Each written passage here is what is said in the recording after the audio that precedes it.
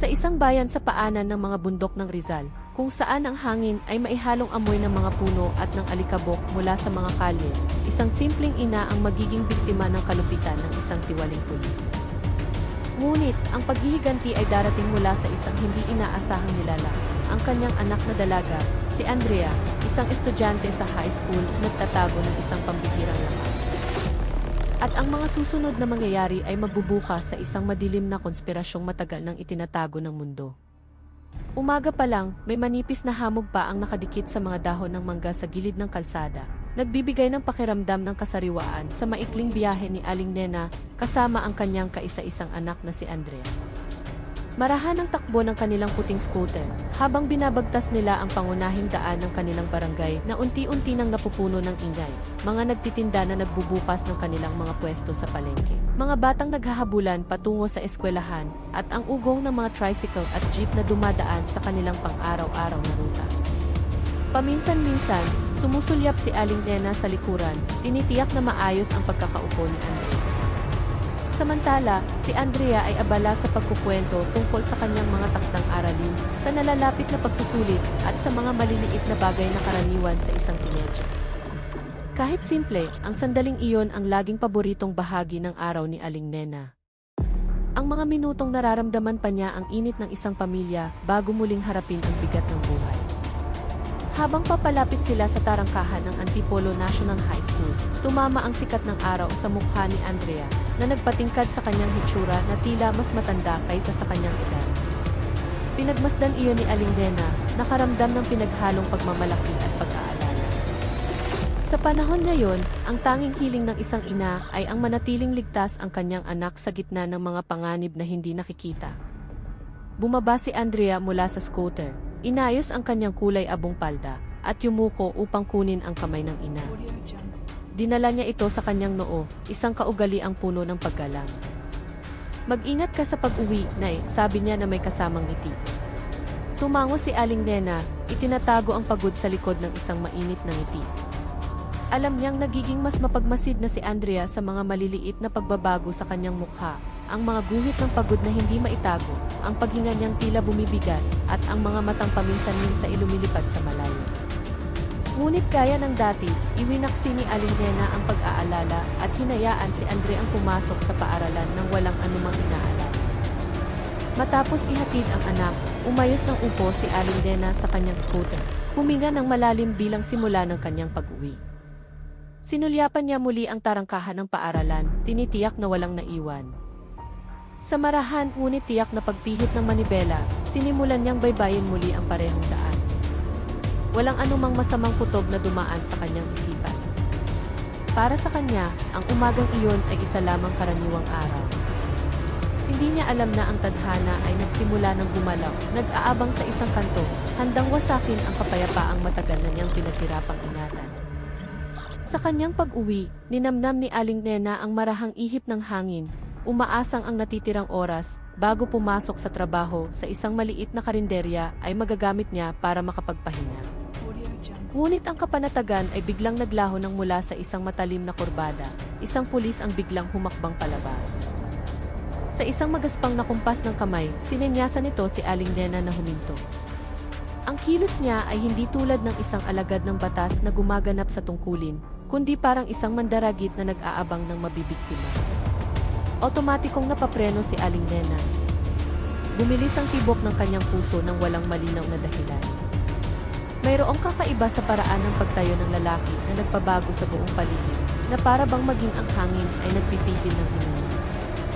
Ang pulis ay si Sargento Berto Salazar, isang pangalang hindi na bago sa karamihan ng mga residente roon. Kilala siya hindi dahil sa kanyang integridad, kundi dahil sa kanyang pagiging mainitin ang ulo at sa ugali niyang maghanap ng gulo, kahit wala namang paglabag na naganap. Matipuno ang kanyang katawan na may matigas na mukhang puno ng kayabangan. Nakatayo siya sa gitna ng daan na tila sinasadyang putulin ang paglalakbay ng sinumang daraan. Napansin ni Aling Nena ang lukot niyang uniforme at ang matatalim na mga matang tila, hindi makapaghintay na makahanap ng mali. Kahit hindi niya ito personal na kilala, sapat na ang reputasyon ni Berto upang sinuman ay makaramdam ng alanganin kapag kaharap siya. Magalang na inihinto ni Aling Nena ang kanyang puting scooter sa gilid ng daan, sinisikap na magpakita ng kooperasyon. Kahit puno na ng tanong ang kanyang isipan, ibinaba niya ang stand ng motor at tinignan si Berto na may maliit na ngiti upang mabawasan ang tensyon. Ngunit hindi nagbago ang anyo ng mukha ng lalaki. Lumapit si Berto na may mabibigat na hakbang. Bawat tapak niya ay may dalang aura ng panininda. Walang bati o paliwanag, itinaas lamang niya ang kanyang baba bilang senyales na ibigay ni Aling Nena ang mga papeles.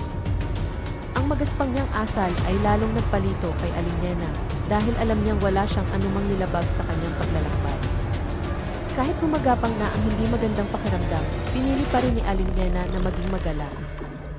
Dahan-dahan niyang binuksan ang kanyang bag, tinitiyak na lahat ng hinihinging dokumento ay naroon at maayos.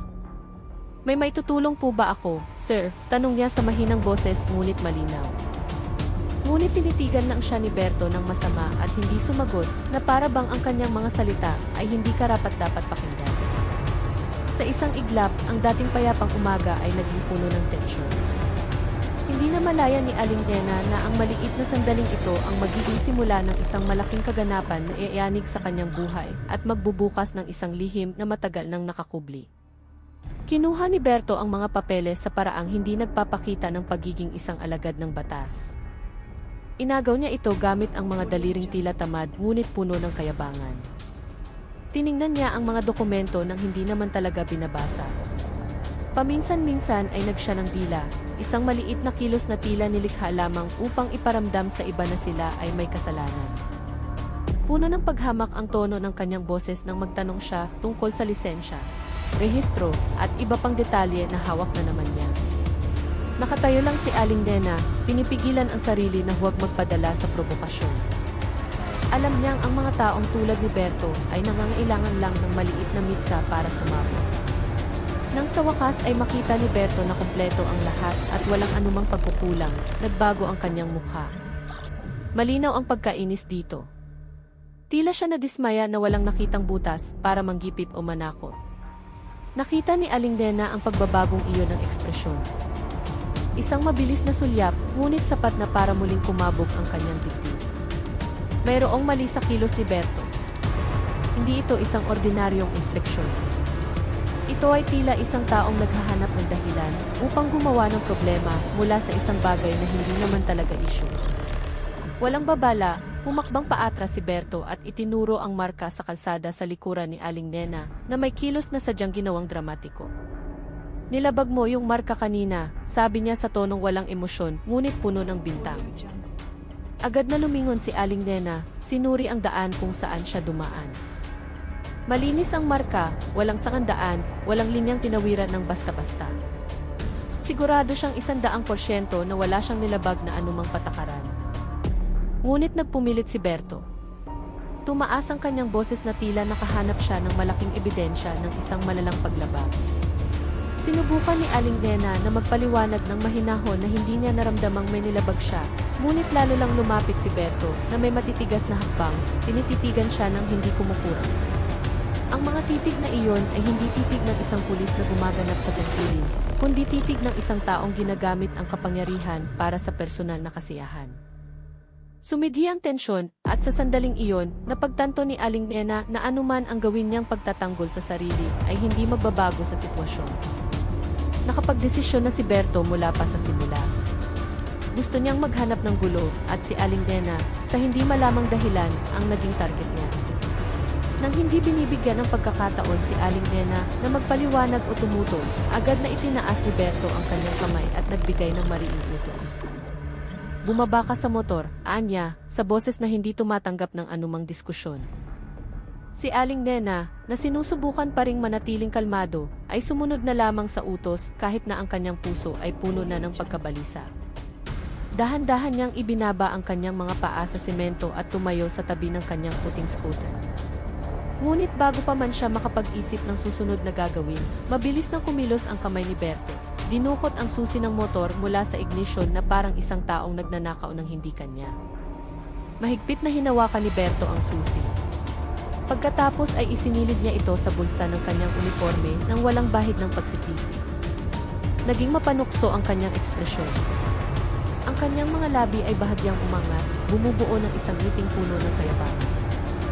Tinitigan ni Berto ng diretsyo ang mukha ni Aling Nena, na tila tinitiyak na ang babae ay talagang nakakaramdam ng takot. At si Aling Nena, kahit sinisikap na maging matatag, ay hindi maitago ang kaba na nagsisimula ng gumapang sa kanyang mga mata. Alam niya na kapag ang isang tulad ni Berto ang maihawak ng kontrol, lahat ng katwirang hawak niya ay maaaring mawalan ng saysay. Dahan-dahan, ilang mga residente ang nagsimulang huminto sa kanilang paglalakad. May mga sumisilip mula sa malayo, mayroon ding nagmamasid mula sa likod ng salamin ng mga tindahan. Ngunit walang sinumang nangahas na lumapit o magtanong. Alam ng lahat ang reputasyon ni Berto na madaling mag-init ang ulo at hindi nag-aatubiling gumamit ng dahas, kahit walang sapat na dahilan. Ang dating ordinaryong kalsada ay biglang naging entablado ng tensyon. Para bang ang buong hangin sa paligid nila ay nagyelo. Mahinang bulungan ang maririnig, ngunit ang mga paa ng mga tao ay nanatiling nakatapak sa ligtas na distansya, malayo sa posibleng gulo. Sa gitna ng sitwasyong iyon, sinubukan ni Aling Nena na mag-ipon ng lakas ng loob para magsalita. "Sir, maaari ko po bang malaman kung bakit kinuha ang susi ng motor ko?" Mahina ang kanyang boses, ngunit sapat na malinaw para marinig. Ngunit hindi sumagot si Berto. Tinitigan lamang siya nito ng may pang-iinis, itinaas ang isang kilay, at sumulyap sa puting scooter na ngayon ay nasa ilalim na ng kanyang kontrol.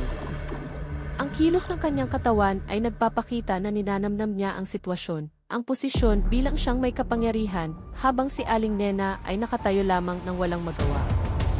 Sa sandaling iyon, isang bagay ang naging malinaw kay Aling Nena. Hindi isang pulis na nagpapatupad ng batas ang kaharap niya, kundi isang taong sadyang naghahanap ng dahilan para mag-act. Matapos masiyahan sa pagtatago ng susi sa kanyang bulsa, tumayo si Berto na nakapamaywang. Tinititigan si Aling Nena na parang isang hukom na naghihintay ng pag-amin mula sa isang akusado. Walang paligoy-ligoy, binanggit niya ang isang halaga ng multa na hindi makatwiran para sa anumang uri ng pagkakamali. Isang halagang malinaw na hindi maaaring ipataw para lamang sa isang di umano ipaglabag sa marka sa kalsada. "Kung gusto mong maibalik tong motor, bayaran mo to," sabi niya, habang binabanggit ang isang halaga na nagpalunok sa ilang mga residente na nakarinig. Walang paliwanag, walang tiket, tanging isang nakatagong banta na inihatid sa isang mayabang na tono. Mula sa paraan ng kanyang pagsasalita, lalong naging malinaw na hindi ito isang legal na proseso, kundi isang maruming laro. Si Aling Nena, na mula sa simula ay nagsikap na manatiling magalang, ay nagsimulang makaramdam ng pinaghalong hinala at galit. Tinitigan niya si Berto nang may mga matang nagsisimula ng magpakita ng katatagan ng isang inang hindi madaling malinlang. Sa mahina ngunit matatag na boses, sinabi niyang hindi makatwiran ang halagang iyon, lalo na para sa isang paglabag na hindi naman niya ginawa. Idinagdag pa niya na walang opisyal na proseso na nag-uutos sa isang motorista na magbayad ng direkta sa isang opisyal nang walang anumang katibayan ng paglabag. Ang sagot na iyon ay nagpatango sa ilang mga nanonood kahit na nanatili silang tahimik. Ngunit ang reaksyon ni Berto ay nakakagulat. Tumigas ang kanyang mukha, nag-igting ang kanyang panga, at ang kanyang mga mata ay nagbago, tila isang taong nakaramdam na ang kanyang pagkatao ay ininsulto.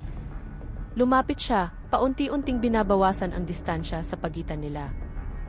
Ang hangin ay lalong bumigat. Ayaw ni Berto na hinahamon, lalo na ng isang babaeng sa tingin niya ay walang karapatang tumutol.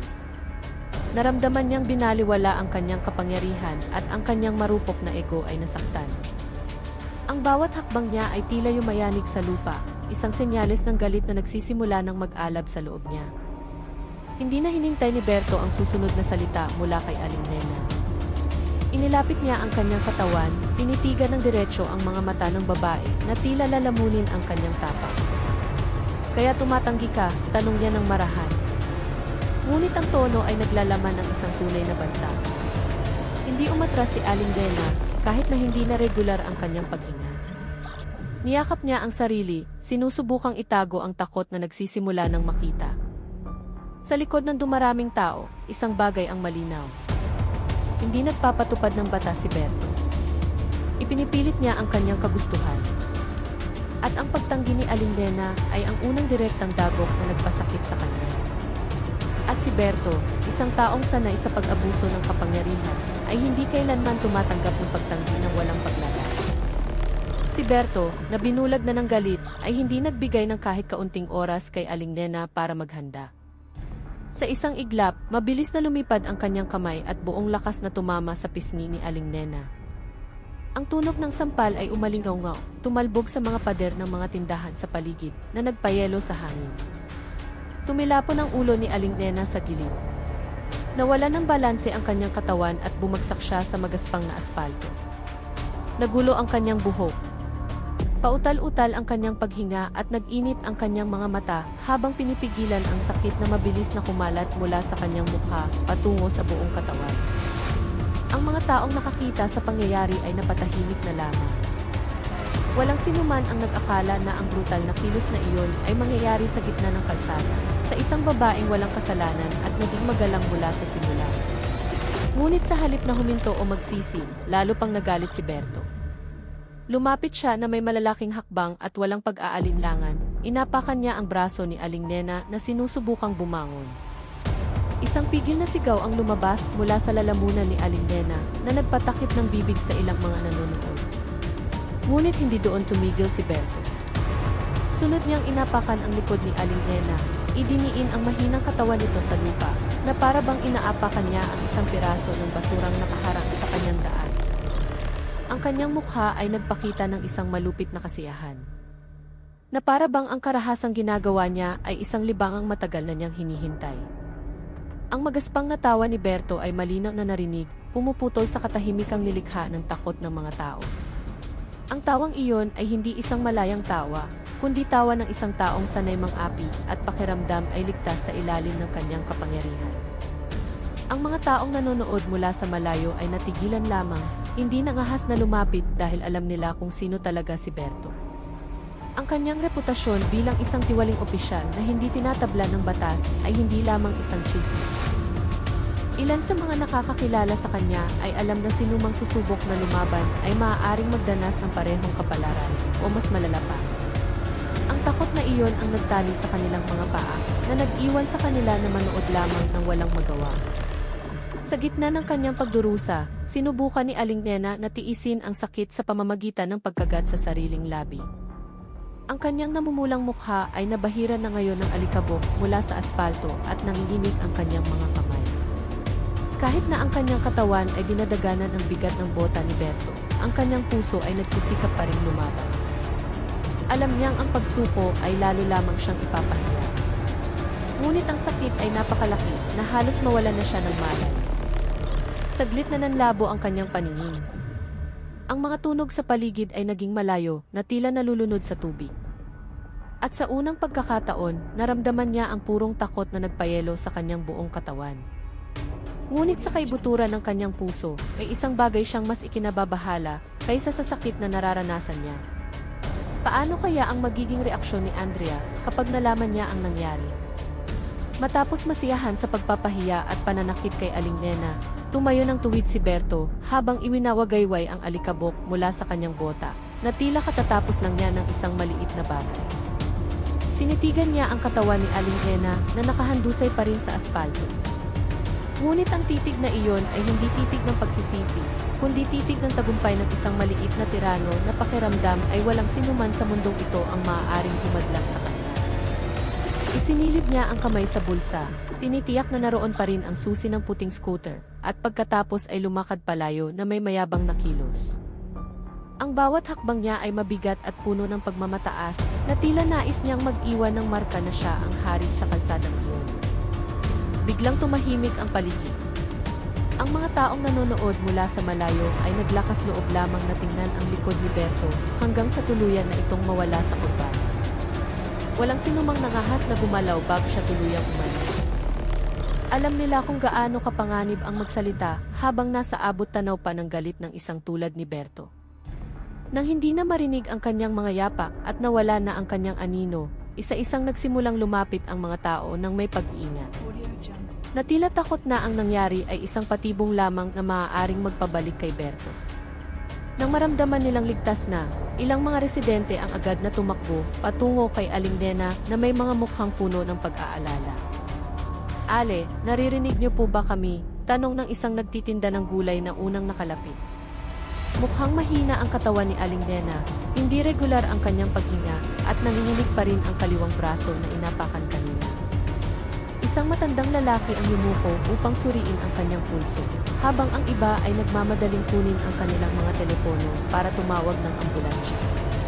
May sumubok na pakalmahin si Aling Nena sa pamamagitan ng malumanay na salita, kahit sila mismo ay nagulat pa rin sa karahasang nasaksihan. Ilang mga babae ang nagpipigil ng luha, hindi makapaniwala na ang isang inang walang kasalanan ay tratuhin ng ganoon kalupit. Sa loob ng ilang minuto, ang lugar ay naging isang maliit na sentro ng kaguluhan. Nagtulungan ang mga tao na buhatin ang halos walang malay na katawan ni Aling Nena. Inilipat ito sa gilid ng daan upang hindi mapahamak. Kahit sinusubukan nilang tumulong sa abot ng kanilang makakaya, malinaw na ang pisikal na sugat ay hindi lamang ang tanging pinsalang dinanas ni Aling Nena. Ang kanyang dignidad, pakiramdam ng kaligtasan, at kapayapaan ay inagaw sa isang iglap ng kamay ng isang taong dapat sana inagpoprotekta. Nang marinig ang sirena ng ambulansya mula sa malayo, napuno ng pinaghalong ginhawa at galit ang mga mukha ng mga residente. Alam nila ang isang bagay, ang nangyari kay Aling Nena ay hindi dapat palampasin. At hindi nila namamalayan, ang pangyayaring ito ang magsisindi ng isang apoy na mas malaki. Isang apoy na dadalhin ni Andrea. Sa gitna ng klase na kasisimula pa lamang, nakaupo si Andrea sa kanyang upuan habang kinokopya ang mga tala mula sa pisara. Normal ang paligid sa silid-aralan, puno ng mahinang ingay ng kanyang mga kaklase na paminsan-minsan ay nagbibiruan, habang ang guro ay nagpapaliwanag ng aral. Ngunit ang katahimikan ay nabasag nang mag-vibrate ng paulit-ulit ang telepono ni Andrea sa loob ng kanyang bulsa. Nag-atubili siyang sagutin ito, ngunit nang makita ang pangalan ng kanilang kapitbahay na si Aling Martha sa screen, kinabahan siya. Sa isang maikling paalam, naglakad siya sa likod ng klase at sinagot ang tawa. Nang marinig ang nag-aalalang boses mula sa kabilang linya, agad na namutla ang mukha ni Andrea. Ang maikling ngunit nakakawasak na pangmusap ay umalingaw sa kanyang isipan. Ang nanay mo, isinugod sa ospital. Sa isang iglap, nawala sa isip ni Andrea ang lahat. Hindi na siya nakapag-isip pa ng matagal. Isa lamang ang nasa isip niya, nasa panganib ang kanyang ina. Huminto ang kanyang paghinga. Ang kanyang dibdib ay napuno ng paninikip. Tumingin siya sa kanyang guro sa malayo, ngunit ang mga salitang lumabas sa kanyang bibig ay halos hindi marinig. Ma'am, kailangan ko pong umalis. Walang hintay-hintay ng sagot, walang pakialam sa mga paalala. Tumakbo agad si Andrea palabas ng silid. Mabilis at nanginginig ang kanyang mga hakbang na parang isang taong hinahabol ang oras bago mahuli ang lahat. Naguguluhan lamang siyang tiningnan ng kanyang mga kaklase. Habang tinatahak niya ang pasilyo ng paaralan, narinig niya ang tawag ng guro sa kanyang pangalan sa likuran. Ngunit hindi lumingon si Andrea. Para sa kanya, bawat segundo ay mahalaga at bawat hadlang ay isang banta na handang agawin ang kanyang ina. Pababa siya sa hagdanan na halos matumba sa sobrang pagmamadali. Humahabol ang kanyang hininga, nanginginig ang kanyang katawan. Ngunit ang kanyang pag-aalala ang nagtulak sa kanya na magpatuloy. Lumabas siya ng tarangkahan ng paaralan, tumatakbo ng buong bilis, walang pakialam sa mga tingin ng ibang estudyante. Sa daan patungo sa ospital, ang isip ni Andrea ay puno ng masasamang imahe. Ang kanyang ina na malubhang nasugatan, hindi makabangon, o mas malala pa, hindi na makapagsalita. Bawat anino ay lalong nagpapasikip sa kanyang dibdib. Pakiramdam niya itinatakpan ng mundo ang lahat ng liwanag, iniiwan lamang ang takot na paulit-ulit siyang sinasaktan. Kahit hindi pa niya alam ang totoong nangyari, ang kanyang instinct bilang isang anak ay nagbabala na sa kanya na may isang terribleng nangyari sa kanyang ina. At sa likod ng pag-aalalang iyon, unti-unting may ibang emosyon na nabuhay. Isang galit na nagsisimula ng mag-apoy, handang sumabog sa oras na makita niya ang kalagayan ng kanyang ina. Pagdating sa ospital, tumakbo si Andrea sa mga pasilyo na puno ng mga pasyente at nurse. Hinahanap ng kanyang mga mata ang isang taong pinakakinatatakutan niyang makita sa masamang kalagayan. Nang bumukas ang pinto ng isang silid, natigilan si Andrea nang makita ang kanyang ina na nakahiga ng mahina sa kama. May pasa ang pisngi ni Aling Nena. Namamaga ang bahagi ng kanyang mukha, may sugat ang kanyang labi, at ang kanyang braso ay may benda na bahagyang nanginginig pa rin dahil sa sakit. Mabigat at hirap ang kanyang paghinga. Tinatakpan ni Andrea ang kanyang bibig, halos maiyak. Ngunit pinilit niyang manatiling matatag. Sa loob ng kanyang dibdib, ang takot ay nagbago mensyadi isang bagay na mas mainit. Sa mga hakbang na nag-aalangan, ngunit puno ng sakit, lumapit si Andrea at hinawakan ang kamay ng kanyang ina. "Nay, sino nang gumawa nito?" tanong niya sa boses na halos mabasag. Dahan-dahang iminulat ni Aling Nena ang kanyang mga mata, tinitigan ang anak na may tinging puno ng pagkakasala. Hindi dahil siya ay mahina, kundi dahil pakiramdam niya ipinakita niya kay Andrea ang pinakamalupit na bahagi ng mundo. Sa mahinang boses, halos pabulong, nagsimula siyang magpaliwanag. Ikinuwento niya kung paano siya pinahinto ni Berto, inakusahan ng walang dahilan, kinuha ang susi ng motor, humingi ng hindi makatwirang halaga, at nang siya ay tumanggi kung gaano kabilis nangyari ang karahasan. Bawat salita ay parang isang patalim na paulit-ulit na itinarak sa dibdib ni Andrea. Nang sa wakas ay nabanggit ang pangalan ni Berto, biglang nagbago ang tingin ni Andrea. Ang kanyang mga matang kanina ay puno ng pag-aalala ay ngayon ay tumigas na parang bakal. Ang kanyang mga daliri ay kumuyom ng napakahigpit hanggang sa pumuti ang mga ito, pinipigilan ang galit na halos sumabog. Yumuko siya, sinusubukang kontrolin ang paghinga. Ngunit ang imahe ng kanyang ina na inaapakan sa gitna ng kalsada ay walang awang sumasampal sa kanyang kamalayan. Sa loob niya, mayroong isang bagay na gumalaw, isang bagay na matagal na niyang hindi namamalayan. Na para bang ang galit na iyon ay nagbukas ng isang pintong matagal nang nakasara sa loob ng kanyang katawan, nagbibigay ng isang hindi pangkaraniwang lakas. Isang lakas na naghihintay lamang na tawagin ng sapat na malaking paghiganti. Nang makita ang pagbabago sa mga mata ng anak, sinubukan ni Aling Nena na itaas ang kanyang nanginginig na kamay para pakalmahin ito. "Huwag kang gagawa ng gulo, anak," sabi niya ng mahina. Ngunit hindi sumagot si Andrea. Hindi dahil hindi niya narinig, kundi dahil ang kanyang puso ay puno na ng isang determinasyong hindi mapipigilan ng anumang salita. Tumayo siya ng dahan-dahan, tumigas ang kanyang mukha. Walang laman ang kanyang tingin, ngunit naglalaman ito ng isang malaking unos. Sa kanyang puso, nangako si Andrea na ang dinanas ng kanyang ina ay hindi niya hahayaang palampasin. At sa pagitan ng sakit at galit, isang salita ang malakas na umalinggaw sa kanyang isipan, ganti. Lumabas si Andrea sa ospital na parang isang bagyong handang salantain ang anumang nasa kanyang daraanan. Mabilis at puno ng diin ang kanyang mga hakbang, na para bang ang lupang tinatapakan niya ay hindi kayang pigilan ang nag-aalab na galit sa loob niya. Wala siyang pakialam sa init ng araw, sa mga tingin ng mga taong nakakasalubong niya. Isa lamang ang kanyang layunin, ang himpilan ng pulisya kung saan nagtatrabaho si Berto. Mula pa nang lumabas siya sa tarangkahan ng ospital, ang kanyang isip ay puno na ng determinasyong hingin ang katarungan ng direkta mula sa pinagmulan ng problema. At bawat hakbang ay lalong nagpapahinog sa galit na iyon hanggang sa ang kanyang hininga ay naging mainit na parang baga. Pagpasok ni Andrea sa himpilan ng pulisya, ang karaniwang abalang kapaligiran ay biglang naging tenso dahil sa kanyang presensya. Matalim ang kanyang mga mata, matigas ang kanyang panga, at ang kanyang katawan ay puno ng isang enerhiyang hindi kayang kontrolin ng sinuman. Tumayo siya sa gitna ng silid at walang pag-aalinlangang hinampas ang mesa na nagpagulat sa ilang mga opisyal na nagtatrabaho. "Nasaan si Berto?" sigaw niya sa malakas na boses na umalingaw hanggang sa likurang silid. Ang boses na iyon ay hindi lamang isang sigaw. Ito ay isang pagsabog ng emosyon na matagal nang pumipigil sa dibdib ng isang anak na nakita ang kanyang ina na tratuhin ng walang awa.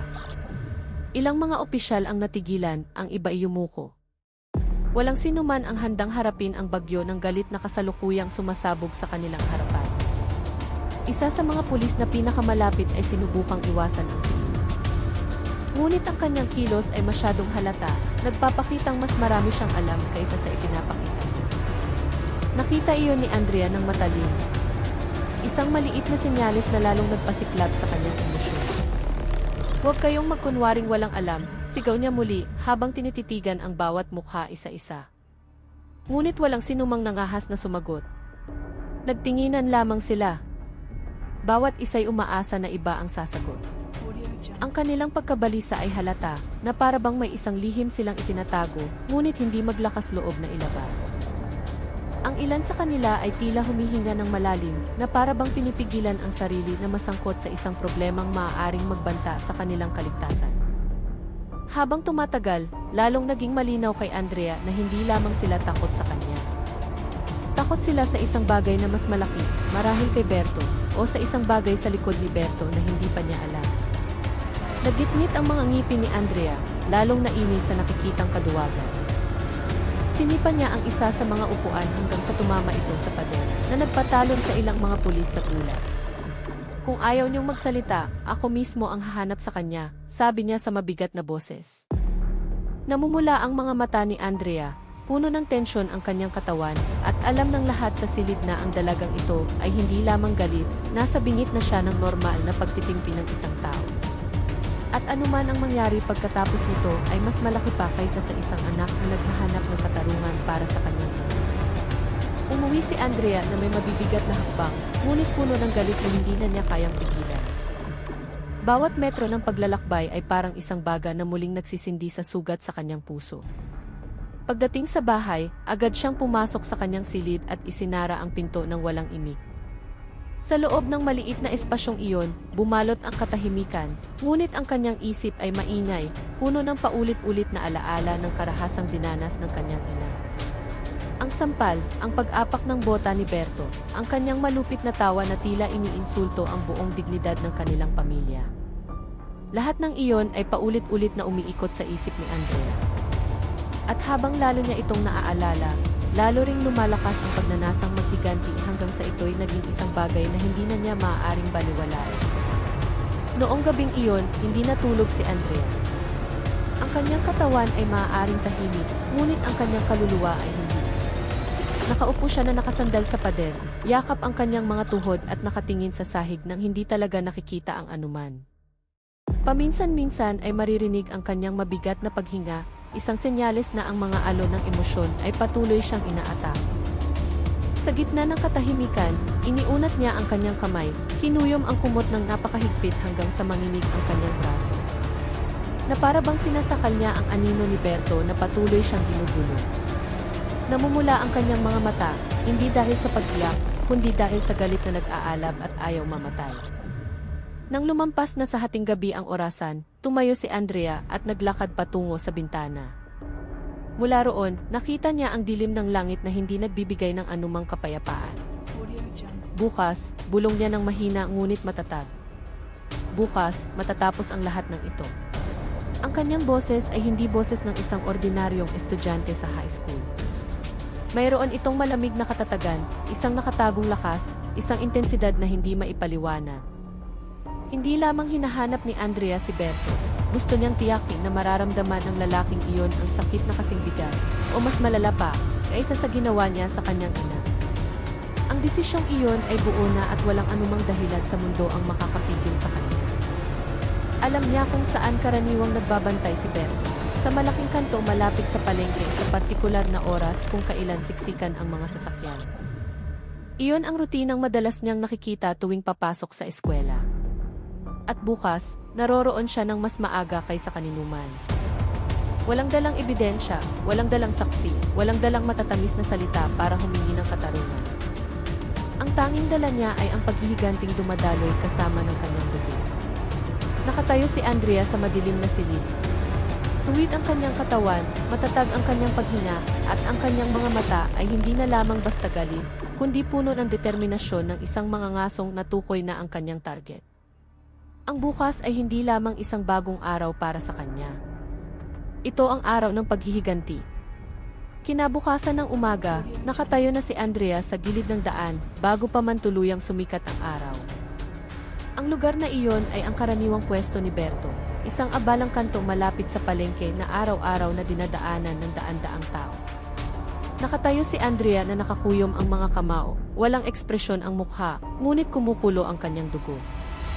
Ang hangin ng umaga na karaniwang nagpapakalma ay tila isang latigo na nagpapatibay sa kanyang determinasyon.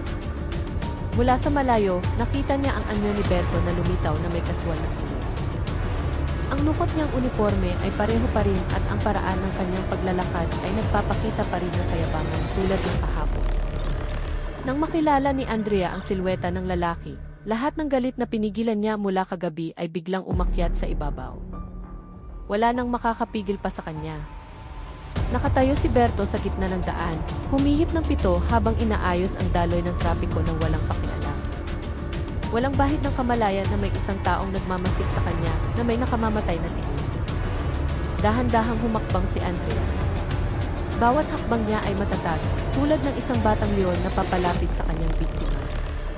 Ilang mga nagtitinda na nakakakilala sa kanya ang nagtatakang tumingin, ngunit hindi na nakapagtanong nang makita ang kakaibang aura mula sa dalaga. Nang ilang metro na lamang ang layo, huminto sandali si Andrea. Huminga siya ng malalim, pinigilan ang dagundong ng galit sa kanyang dibdib, at pagkatapos ay pinakawalan ito sa isang kilos na hindi inaasahan ng sinuman. Walang binigay na pagkakataon si Berto na lumingon, lumundag si Andrea ng mataas na may hindi pangkaraniwang bilis. Ang kanyang katawan ay kumilos na parang kidlat at sa isang iglap, buong lakas na tumama ang kanyang paa sa mukha ni Berto. Ang malakas na tunog ng pagtama ay umalingaw-ngaw, pumuputol sa ingay ng palengke. Tumilapon si Berto.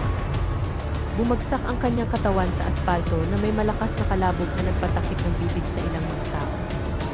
Ang pitong hawak ni Berto ay nabitawan at lumipad palayo. Sa isang iglap, ang taong matagal nang nagkakalat ng takot ay nakahandusay ng walang magawa. Namula at nagasgasan ang kanyang mukha dahil sa pagtama. Ang mga taong nakakita sa pangyayari ay biglang natigilan. May sumigaw sa takot, may umatras, at mayroon ding natulala, hindi makapaniwala na ang isang dalagang kilala bilang tahimik ay kayang gumawa ng isang atake na ganoon kabilis at kalakas. Ang dating abalang paligid ay naging isang maliit na kaguluhan. Huminto ang mga nagtitinda, lumingon ang mga motorista, at ang mga dumadaan ay natigilan. Sa gitna ng pagkabigla, tumayo ng tuwid si Andrea. Mabigat ang kanyang paghinga, nag-aalab ang kanyang mga mata na parang bagong sinding baga. Hindi siya nagsisisi, hindi siya nag-aalinlangan. Para sa kanya, ang nangyari ay simula pa lamang ng paghihiganting dapat bayaran ni Berto. Matapos ang unang atake na nagpatumba kay Berto, hindi huminto si Andrea. Lumapit siya sa katawan ng lalaki ng marahan, ngunit puno ng diin ang mga hakbang. Ang kanyang mga mata ay hindi na tulad ng isang ordinaryong teenager, kundi tulad ng isang taong nawalan na ng pasensya sa kawalang katarungan. Sinubukang bumangon ni Berto, nanginginig ang kanyang mga kamay habang naghahanap ng suporta. Ngunit bago pa siya nakatayo na si Andrea sa mismong harapan niya. Walang kahit katiting na pag-aalinlangan, yumuko siya at hinawakan ang kwelyo ng uniforme ni Berto. Hinila ang malaking katawan nito sa isang haltak na mas malakas kaysa sa dapat na taglayin ng isang dalaga. Inakala ng lahat na itutulak o susuntukin lang ulit ni Andrea si Berto. Ngunit ang kanilang nakita ay lampas sa lohika. Gamit ang dalawang kamay, itinaas ni Andrea si Berto hanggang sa taas ng kanyang dibdib. Ang katawan ng pulis ay nakabitin na parang isang pasahan. Sinubukan ni Berto na igalaw ang kanyang mga paa at kamay, ngunit para siyang isang taong hawak ng isang puwersang hindi niya kayang labanan.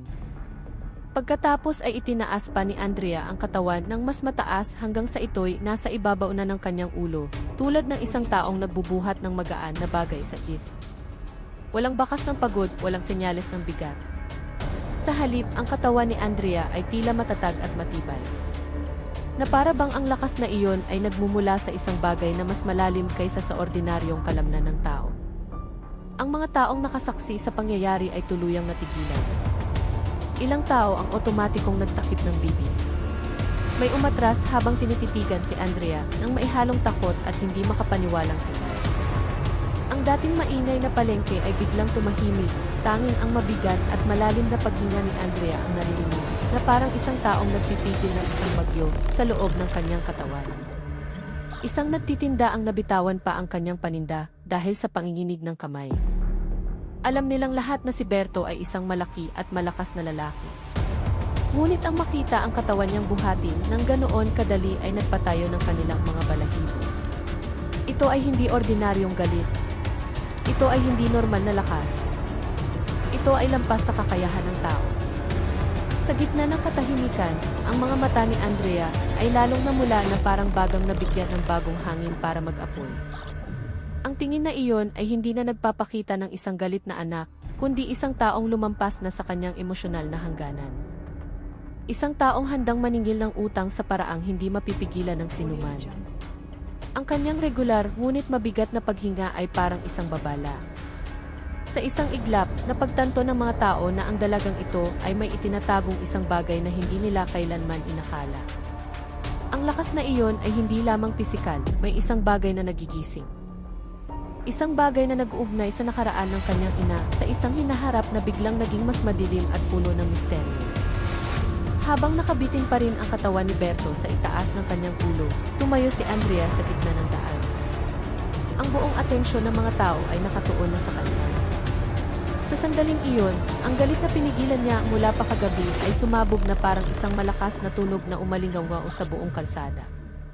Ang boses ni Andrea ay nagbago mula sa boses ng isang teenager, tungo sa isang boses na puno ng emosyon, malakas, buo, at puno ng determinasyong hindi matitinag.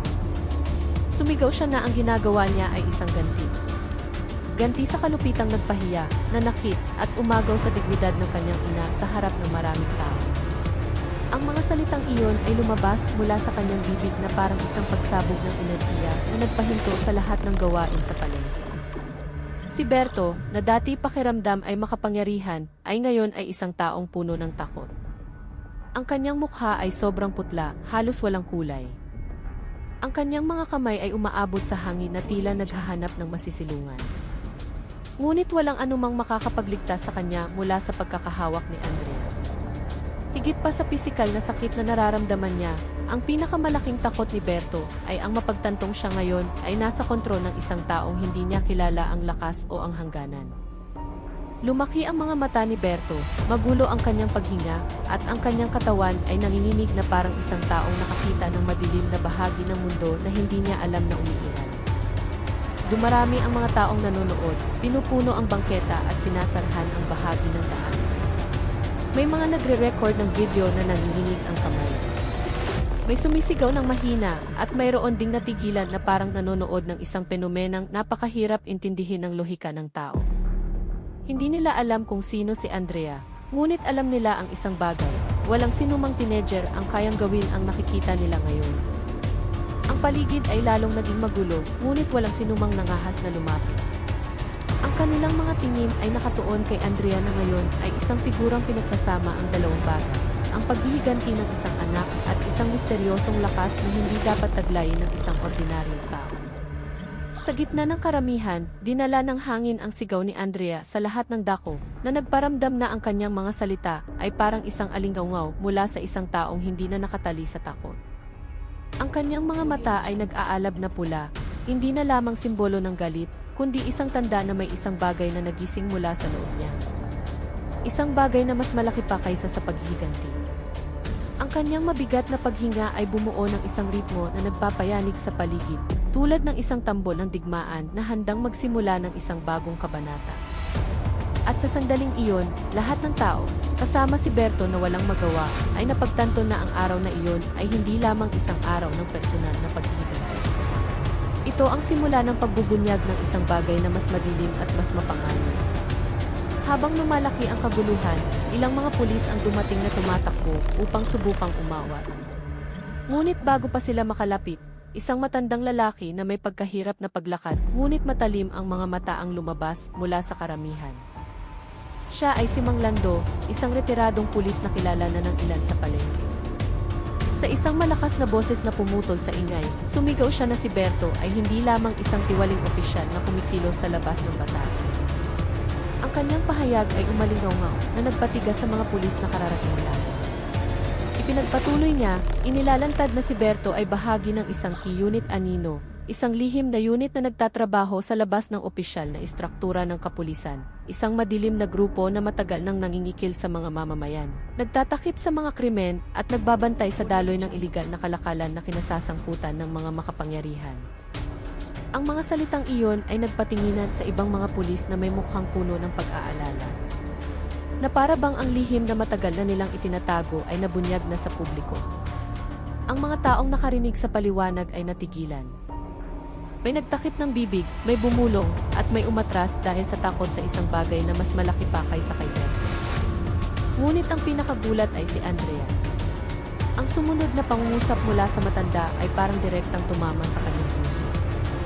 Sa isang nanginginig na boses na puno ng babala, sumigaw si Mang Lando na ang Unit Anino ay matagal nang may hinahanap. Isang taong itinuturing nilang mapanganib. Isang taong hindi dapat lumaki, isang taong naiba. At ang taong iyon, sigaw niya, ay ikaw, Andrea. Biglang nagbago ang lahat. Ang mga taong dating nakatuon sa pambihirang lakas ni Andrea ay ngayon ay tinitingnan siya ng maihalong pagkamangha at takot. Ang mga pulis na dumating ay lalong naging nerbiyoso.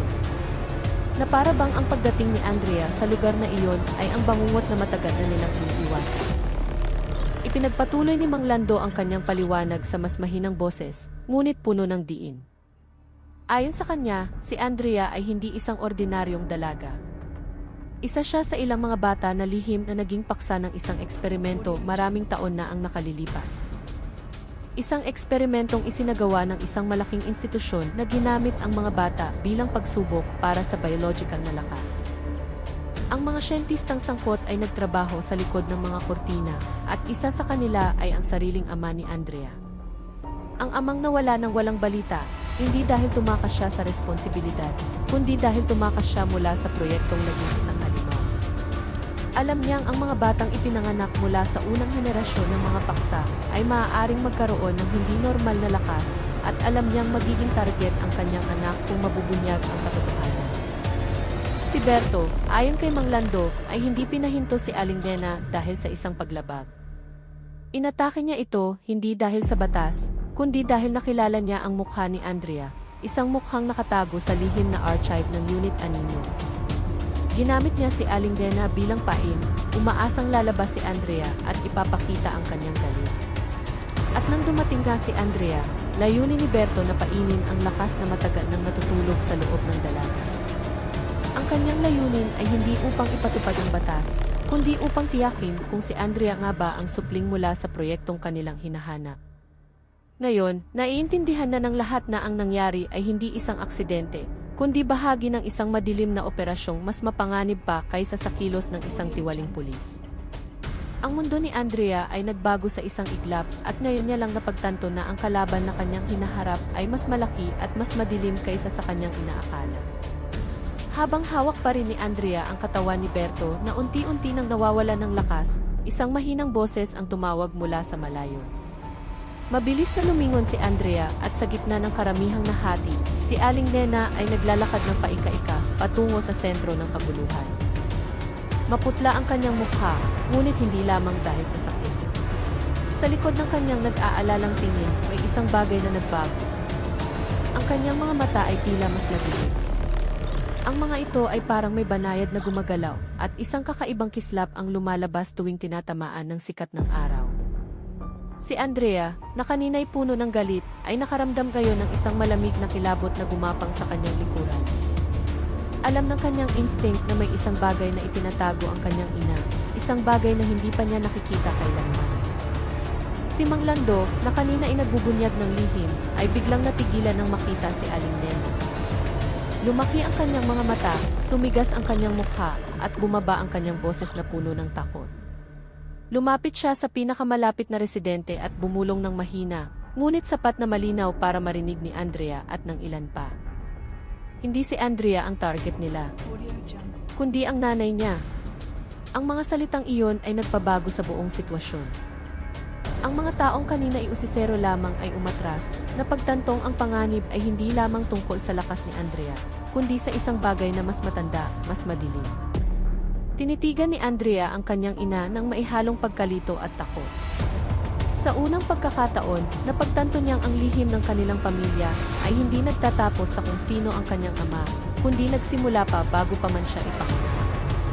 Lumalabas na si Aling Nena ay hindi lamang isang biktima sa insidente ito. Siya ang orihinal na paksa ng eksperimento, ang T-Generation 1, ang proyektong isinagawa maraming taon na ang nakalipas. Isang proyektong nabigo, ngunit nag-iwan ng mga epektong natutulog sa loob niya, naghihintay ng isang mitsa para magising. At ang mitsa na iyon ay ang pag-atake ni Berto.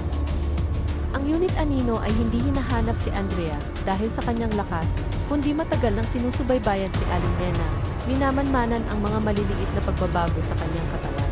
Naghihintay ng tamang oras upang tiyakin kung aktibo pa ba ang epekto ng eksperimento.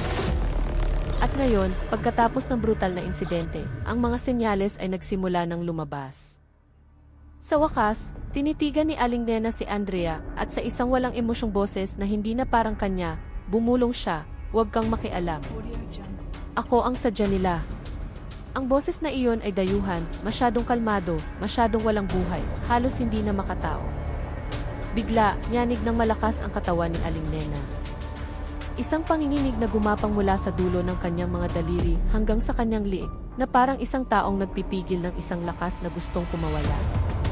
Mula sa malayo, narinig ang ugong ng mga itim na sasakyan na walang plaka.